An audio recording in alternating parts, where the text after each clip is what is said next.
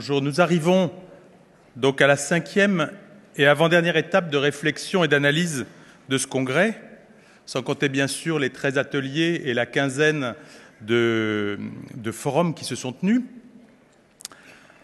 On a d'abord eu le cadrage européen du premier jour, on a ensuite posé les enjeux de la protection sociale avec à la fois une scénarisation forte et des visions des applications très précises. On a ensuite analysé les nouvelles perceptions de la solidarité.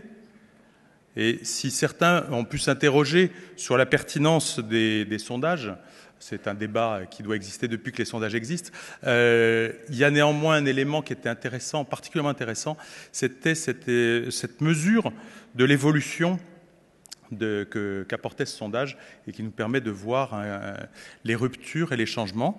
Donc ça, c'est un élément important.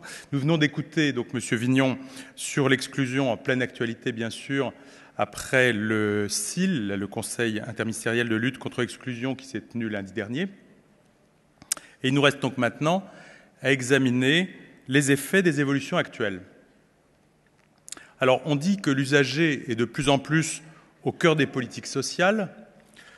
On a beaucoup parlé pendant le Congrès de parcours, plus que d'institutions finalement, et ça nous interroge de deux façons.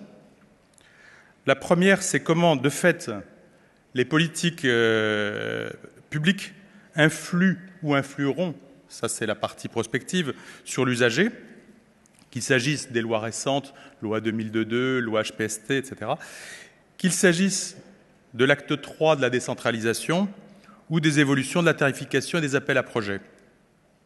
Et puis, deuxièmement, ça nous concerne directement en tant qu'association.